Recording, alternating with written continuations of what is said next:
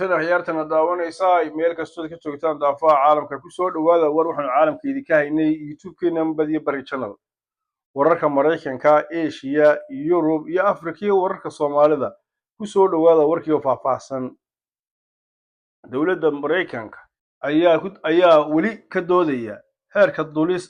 dulsaarka iyadoo khubaradu sheegayaan in kordhintiisu saameyn ku yeelan karto amaahda guryaha ganacsiga yaryar iyo shaqo abuurka sidoo kale Koongareeska Mareykanka ayaa isku maandhaafsan miisaaniyadda cusub ee difaaca iyadoo qaar doonayaan in la kordhiyo kharashaadka militariga halka kuwa kalena ay diiradda saarayaan caafimaadka iyo waxbarashada dhanka kale madaxweynaha Imaaraadka Carabta Mohammed bin Sayid ayaa la kulmay xaalad caafimaad oo keentay in safaradii u qorshaysanaa uu baajiyo kulamo uu la lahaa madaxda Turkiga iyo Greega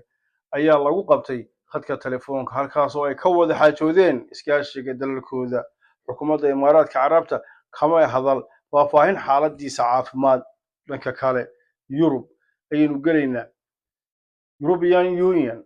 ayaa shir degdeg ah ku yeeshay socdaalka sharci darrada ah iyo xoojinta ilaalinta xuduudaha dawladda Jarmalka iyo Faransiiska ayaa ku baaqay in la xoojiyo dhaqaalaha Yurub iyagoo dhiirigelinaya maalgashiga lagu sameeyo tamarta nadiifta ah iyo warshadaha casriga ah sidoo kale NATO ayaa dalalka xubnaha ka ah ku cadaadinaysa inay gaadhaan heerka 20 ee GDP ee kharashaadka difaaca sidoo kale wararka ka imaanaya Afrika Suudaan waxa mar kale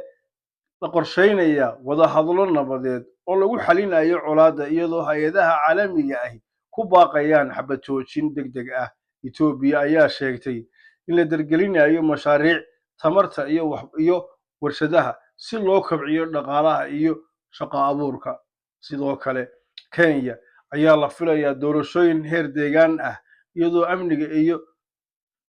daahfurnaanta ay yihiin arrimaha ugu muhiimsan sidoo kale wararka ka imaanaya Soomaaliya Muqdisho waxaa ka soconaya qorshayaal lagu horumarinayo wadooyinka naafada iyo adeegyada caafimaadka iyadoo dawladdu kordhinayso miisaaniyadda adeegga bulshada hay'adda ammaanka ayaa sidoo kale xoojinaysa feejignaanta si loogu sugo nabadgelyada goobaha dadweynaha iyo xarumaha ganacsiga dhanka kale wararka ka imaanaya Somaliland taliyaha ciidanka qaranka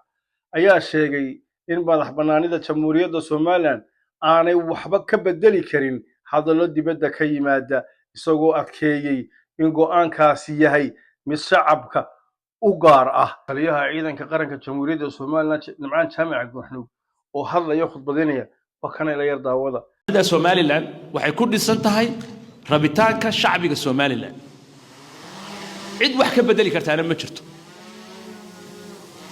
hanjabaadana waxa laga bedeli karin khalkhal baan waxba laga bedeli karin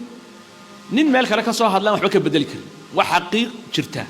ciidanka qarankuna wuxuu saaran yahay ilaalinta madax bannaanidaas dhanka kale madaxweyne Cabdiraxmaan Maxamed Cabdilaahi Cirro ayaa la filayaa inuu safar shaqo ku tago magaalada Berbera halkaas oo xariga kaga jari doono 6 mashruuc oo horumarineed oo ku jiraan dhismaha dawladda hoose wadooyinka iyo adeegyada bulshada sidoo kale madaxweynaha ayaa sheegay in Donald Trump uu yahay hogaamiyaha nabadda dhaliya isagoo oo xusay in muddadii uu xilka hayay uu kaalin ka qaatay xalinta dagaalo caalami ah una qalmi lahaa biladda nabadda ee Nobel Prize la yiraahdo sidoo kale wararkan idin hayna sidoo kale madaxweynaha Soomaaliya Xasan Sheekh Maxamuud ayaa 7 cisho ay u fadhiyaan madaxweynihii Puntland Saciid Cabdilaahi Deni iyo Axmed Madoobe magaalada Muqdisho shirka in furmo Xasan Sheekh ma doonayo Xasan Sheekh wuxuu doonayaa in filada ay yimaadaan madaxdaasina amaankoodu waxay leeyihiin ma sugayo madaxweynaha Soomaaliya waxay rabaan in la isla tago xalane madaxweynaha Soomaaliyana ma ogoleen xalane la tago nimankanna muddo 3 sano ah ayaan la wada hadal shaki weyn baa jira iyo kala shaki fara badan markaa madaxweynuhu wuxuu ku qasbay inay ugu yimaadaan filada isagoo 7 days halka wareegay waxay noo sharaxi doona saaxiibkeena ila daawada waxaan la yaabanahay Deni iyo Axmed Madoobe muqdisho bay waxay dhex fadhiyaan 7 maalmood muqdisho waxay u tageen inay la shiraan xasan sheekh maxamuud oo kala shiraan doorashada iyo xilligay dhacayso xasan sheekh maxamuud muqdisho waa ka maqan yahay oo 7 maalmood buu Addis Ababa iyo meelaha wareegaya mana uu rabo inuu shirkan dhaco marka waa shakisanahay waxaan dareemayaa Dani iyo Axmed Madoobe inay muqdisho ku lumeen waxaan dareemayaa Dani iyo Axmed Madoobe inay muqdisho ku lumeen inay dhinac mareen qodobadii ka soo baxay shirka Kismaayo waxaan la yaabanahay waxa lagu leeyahay mar mahad salaad baa soo salaamay mar xamsa soo salaamay mar baarlamaanka soo salaamay mar farmaajo soo salaamay war shaqada u tagteen meesha maxay ahayd ina xasan sheekh maxamuud kala shirtaan xilligu doorashada qabanay